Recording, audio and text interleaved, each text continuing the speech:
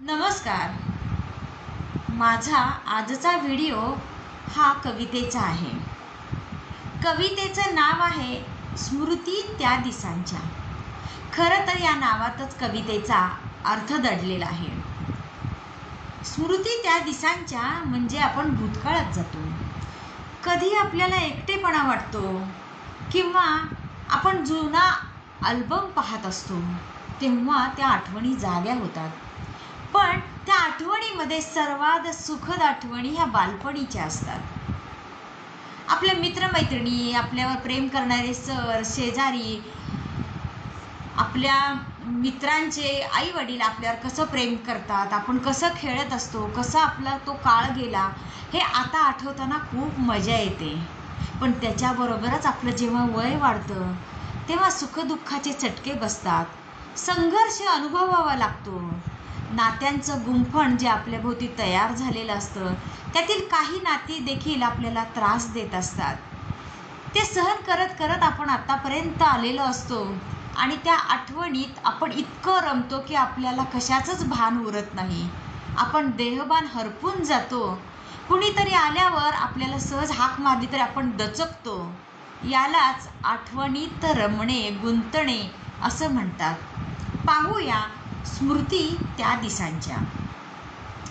मागे वळून पाहताना होते आठवण बालपणीची.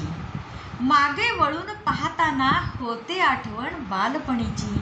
सुखद क्षणांची, गोड मैत्रीची, सर्व गुरुजनांची. सुखद क्षणांची, गोड मैत्रीची, सर्व गुरुजनांची. लपाछपी, खो खो, जिबलीने संपे अभ्यासाचा शीण सारा. लपाछपी, खो खो, जिबलीने संपे अभ्यासाचा शीण सारा. अंगत पंगतने रविवार साजरा, रविवारचा तो दिवस न्यारा. अंगत पंगतने रविवार साजरा, रविवारचा तो दिवस न्यारा. वय वाढले, वर्ग वाढले, वेगवेगळे मित्र भेटले. वय वाढले, वर्ग वाढले, वेगवेगळे मित्र भेटले. बालपणीचे मित्र मग विरळ जाहले. गेट टुगेदरने पुन्हा मिळाले.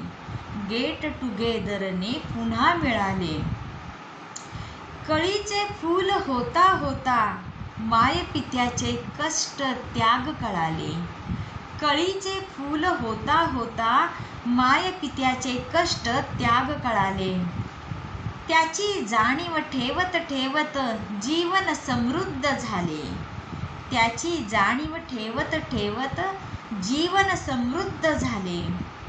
मागे वळून पाहताना, मागे वळून पाहताना आठवतो प्रेम, त्याग, संघर्ष. मागे वळून पाहताना आठवतो प्रेम, त्याग, संघर्ष. सोशिले सर्व तेव्हा ते, आता नको त्याचा स्पर्श. सोशिले सर्व तेव्हा ते, आता नको त्याचा स्पर्श. आवडीचे छंद जपता जपता, मिळते तन मनास शांतता. आवडीचे छंद जपता जपता, मिळते तन मनास शांतता. प्रेमळ नाती जपता जपता, आले ध्यानी छान जगावे आता.